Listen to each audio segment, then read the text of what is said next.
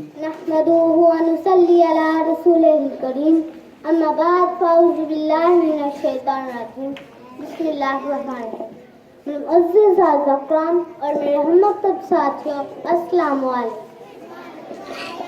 آج مجھے جس موضوع پر لفظ کی شائع کرنے کا موقع ملا ہے اس کا عنوان ہے قرآن کتاب انقلاب.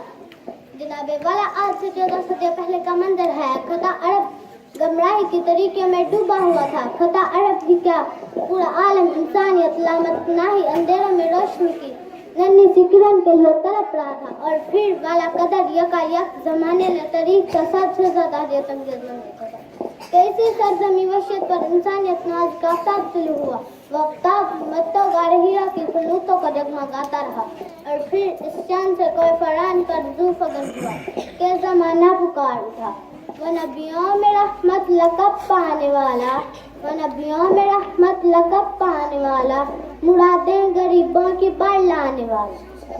اتر کر ہیرا سے سوئے قوم آیا، اتر کر ہیرا سے سوئے قوم آیا اور ایک نسخہ کیمیا ساتھ لایا. جناب صدر یہ نسخہ کیمیا قرآن تھا. 30 پاروں پر مشتمل کتاب انقلاب، وہ کتاب انقلاب جو حضور کی معرفت زمانے کو عطا ہونے والا سب سے بڑا انعام تھا. وہ قرآن جو خود اجزا ہے، قرآن مجید ہی واحد کتاب انقلاب ہے جو ہر دور کے علمی، روحانی اور سائنسی تقاضوں کو پورا کر سکتا ہے. ایک صحابی رسول صلی اللہ علیہ وسلم نے کیا خوب کہا تھا، اگر میرے اونٹ کی رسی گم ہو جائے تو میں اسے بھی قرآن کی روشنی میں تلاش کر لوں گا. ہمارا شاندار مزید اسی کتاب انقلاب سے کوشش چینی سے عبادت ہے. ہمارا عہد حال اور مستقبل اسی کتاب انقلاب کی برکات حاصل کرنے کے لیے سسک رہے ہیں. دلوں کے درجے کھول دیجیے تاکہ اس صحیفہ نور کا پیغام ہمارا مقدس بن سکے. لشیبہ یہ بہت سچی شنسا حکمت ہے اور واحد پیغام کا نورانی ہے، دنیا میں بھی اور آخرت میں بھی.